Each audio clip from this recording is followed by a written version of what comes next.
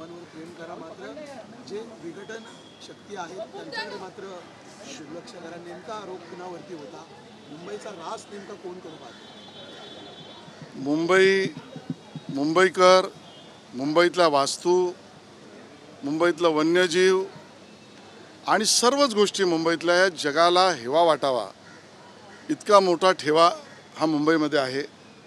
अलौकिक मुंबईचे 75 वास्तू वारसा या कॉफी टेबल बुकच्या माध्यमातून मुंबईतल्या 75 ज्याला आपण वारसा, जागतिक वारसा किंवा महत्त्वाचा वारसा, ऐतिहासिक वारसा असलेल्या वस्तू आणि स्थळांची माहिती ही जगासमोर, महाराष्ट्रासमोर, भारतासमोर आपण आणतो. महाराष्ट्राचा सेवा पंधरवडा माननीय मोदीजींच्या 75व्या वाढदिवसाच्या निमित्त सेवा कार्य यातला एक भाग म्हणून सांस्कृतिक कार्य विभाग आणि महापालिका मिळून या कॉफी टेबल बुकचं लोकार्पण आज झालं. आणि त्यात स्वाभाविक माझी भावना आहे की मुंबईतला नागरी चळवळ, मुंबईतल्या वास्तू, मुंबईतला मुंबईकर, कष्टकरी कर्मचारी, मुंबईतल्यावर प्रेम करणारा मुंबईकर, या सगळ्यांना मुंबईवर प्रेम तर ते करतातच, पण त्याबद्दलची महती मांडणे हे माझं कार्य आहे. आणि मुंबईकर, मुंबईत विघटन, मुंबईमध्ये अंतर्गत भांडणं, मुंबईत राजकीय द्वेष, या सगळ्यापासून मुंबई आणि मुंबईकर हा हुशार असल्यामुळे योग्य निर्णय घेतोच, पण तो धोकाही मांडणं हे कर्तव्य म्हणून त्या ठिकाणी मांडलेलं आहे. तर याच मुंबईवरती 26/11ला जो दहशतवादी हल्ला झालेला त्यावरती काँग्रेसचे ज्येष्ठ नेते चिदंबरम यांनी वक्तव्य केलेलं आहे की आम्ही त्यावेळी युद्ध करण्याचा विचार माझ्या मनात होता, मात्र अमेरिकेचा आणि इतर राष्ट्रांचा दबाव असल्यामुळे आम्हाला ते युद्ध करता आलं नाही. अशा प्रकारे पाहता येईल. नाही, मनात होता म्हणजे काय? काँग्रेसने आणि चिदंबरम आणि त्यांच्या सगळ्या सहकारी पक्षांनी याचं उत्तर द्यावं लागेल. सगळ्यात गंभीर, दुर्दैवी असा मुंबईवर 26/11चा हल्ला झाल्यानंतर त्या विषयामध्ये आम्हाला प्रतिक्रिया द्यायची होती. आम्हाला त्या विषयावर शत्रू राष्ट्रावर काही करायचं होतं असं मनात आलं, पण आम्ही सोडून दिलं. ही बोटचेपी भूमिका काँग्रेसने का घेतली? ज्या मुंबईकरांचे, देशवासियांचे प्राण गेले, त्या मुंबईकर देशवासियांनी ज्यांनी बलिदान दिलं, ज्यांचं रक्त इथे सांडलं, त्याचा बदला तत्कालीन काँग्रेसने का नाही घेतला? का त्यांनी बोटची भूमिका घेतली? अन्य राष्ट्रांच्या दबावाखाली भारताची कणखर भूमिका बासनात का बांधून ठेवली?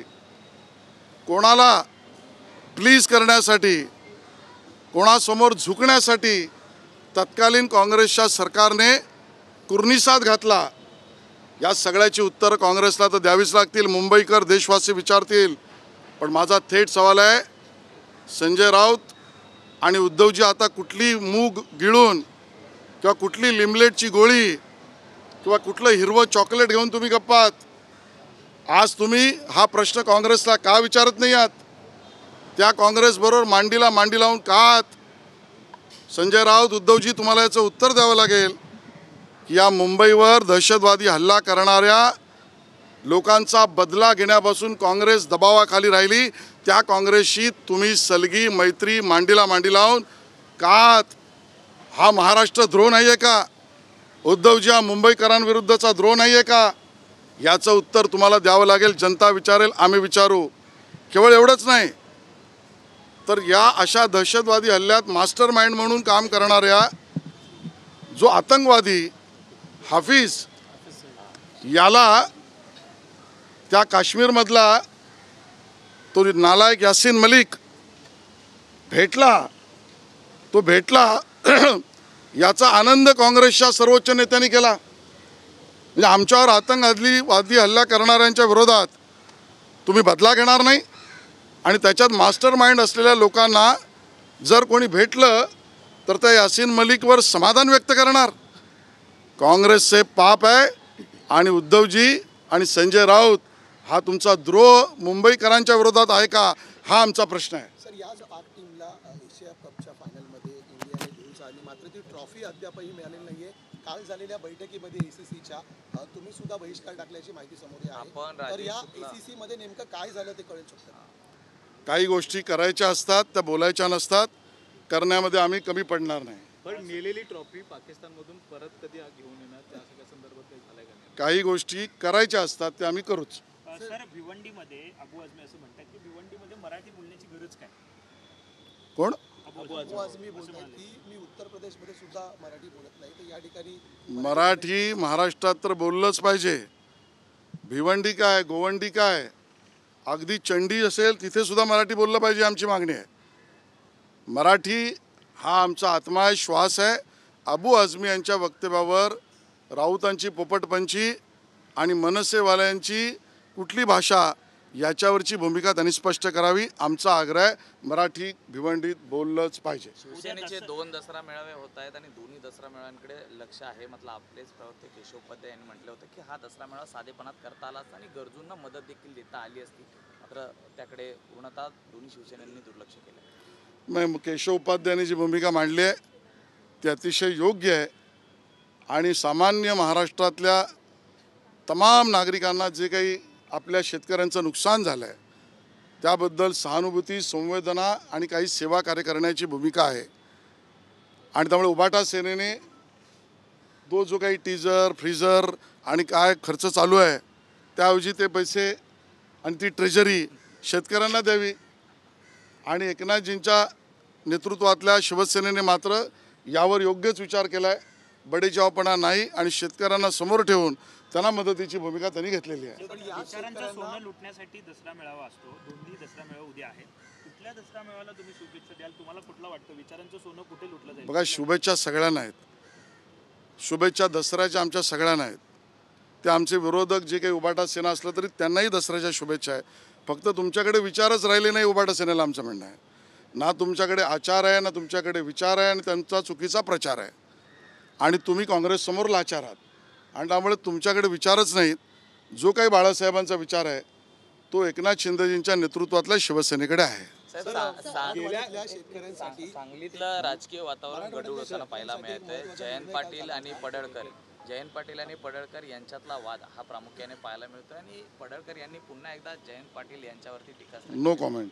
सर, मराठवाड्यातल्या शेतकऱ्यांसाठी काल मुख्यमंत्र्यांनी एक बैठक घेतली होती ऊस गाळ्यासंदर्भात. 5 रुपये प्रति टन हे साखर कारखानदारांना द्यायची आवश्यकता होती, मात्र आता काही कारखानदार नाक मुरडताना पाहायला मिळत आहेत. कसं बघता? कारण वेगवेगळे उद्योग कर भरतात, तेही अशा प्रकारे मदत देतात, मात्र साखर कारखाने सातत्याने मदत देऊनही ते मदतीला आता शेतकऱ्यांना हात आकारता घेत आहेत. बघा, आता जी परिस्थिती आहे शेतकऱ्यांची, शेत पिकांची, शेत जमिनीची, शेतीत आपल्याला ईश्वररूपी मदत करणाऱ्या वन्यजीवांची, घरांची, तिथल्या शैक्षणिक व्यवस्थांची, पायाभूत सुविधांची आणि याचे दूरगामी परिणाम आहेत. ते दुर्दैवाने आपल्या शेतकऱ्याला आणि महाराष्ट्रातल्या सामान्य माणसाला गंभीर इजा पोचवणारे आहेत. यावेळेला सगळ्यांनीच संवेदनशीलतेने आखूड हात न करता सढळ हस्ते मदत केली पाहिजे आणि ते साखर कारखानदारही करतील, त्यांनी केलीच पाहिजे अशी आमची भूमिका आहे. सर, गेल्या काही दिवसांपासून भारतरत्न पुरस्कार मिळावा यासाठी डॉक्टर हेडगेवार यांना भारतरत्न पुरस्कार मिळावा यासाठी तुमच्या पक्षाचे जे अल्पसंख्य मोर्चाचे अध्यक्ष आहेत त्यांनी पत्र लिहिलं आहे राष्ट्रपती यांना. नाही, याच्यावर मी कॉमेंट करणार नाही. या पद्धतीच्या विषयांवर आमचे राष्ट्रीय नेतृत्व कॉमेंट करेल किंवा प्रवक्ते कॉमेंट करतील. सर, उस्मा अंधारे यांनी एक ट्विट केलं होतं निधी देण्यासंदर्भात, शेतकऱ्यांना जी मदत दिली जाते त्या संदर्भात. त्यावरती तुम्ही ट्विट करून प्रत्युत्तर काल दिलं आहे आणि एक चार्ट दिलाय मुंबईतले ज्या मदती जाहीर झालेल्या त्याबाबत. बघा, सुषमाताई यांचा बळे खूप प्रयत्न चालू आहे की उद्धवजींनी माझ्याकडे आणि माझ्या नेतृत्वाकडे आणि माझ्या कला कौशल्य वक्तृत्वाकडे बघावं. तो त्यांचा प्रयत्न त्यांना मी मुबारक म्हणतो आहे, कारण त्यांना तीच भाषा समजेल आणि म्हणून त्यांना तो मुबारक आहे. पण त्याच्यात ते जे बोलत आहेत ते असत्य आहे हे आता जनतेसमोर येत आहे. उभाटा सेनेने कुठे 1 रुपया जमवलेला नाही, तो शेतकऱ्यांना दिलेला नाही, त्या पद्धतीचा कुठला कार्यक्रम केला नाही. माननीय देवेंद्रजी आणि त्या ठिकाणी असलेले सगळे नवरात्री उत्सव मंडळ, गरबा मंडळ, जिथे जिथे देवेंद्रजीने आम्ही जातो तिकडे शेतकऱ्यांना आणि आपल्या शेत जमिनीच्या झालेल्या नुकसानाला कर्तव्य म्हणून मदत करत आहेत.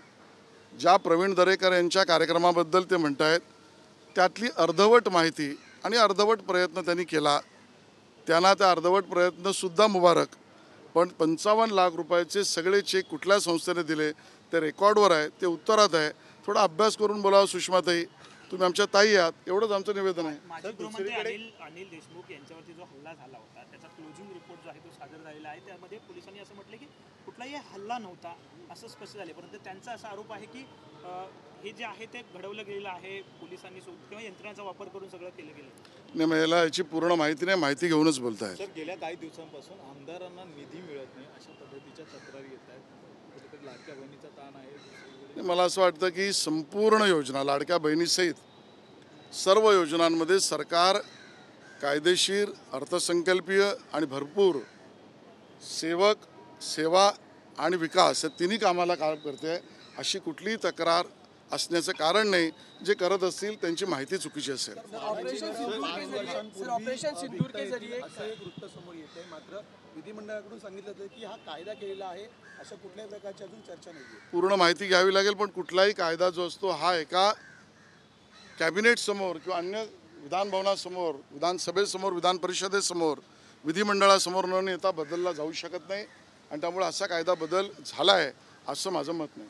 सर, ऑपरेशन सिंदूर के समय आंदोलन करताना पाहायला मिळणार आहे. ते म्हणतात की ओला दुष्काळ आहे तो जाहीर करण्यात यावा अशा पद्धतीची. माननीय मुख्यमंत्री महोदयांनी काल कॅबिनेटमध्ये महत्त्वाचा निर्णय कॅबिनेटच्या माध्यमातून घेतला. टंचाई किंवा दुष्काळ या बाबतीत सर्व ज्या सुविधा किंवा आवश्यक सेवा या जेणं आवश्यक आहे त्या सगळ्या दिल्या जातील.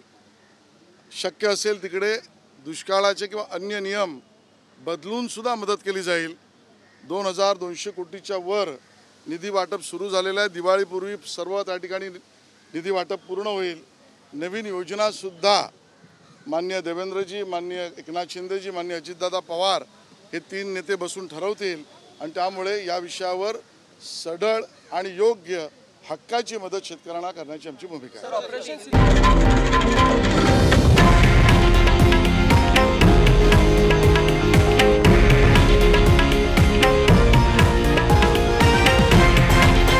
हे आहे देशातील नंबर 1 न्यूज नेटवर्क आणि आपण पाहत आहात TV9 मराठी, एकमेव.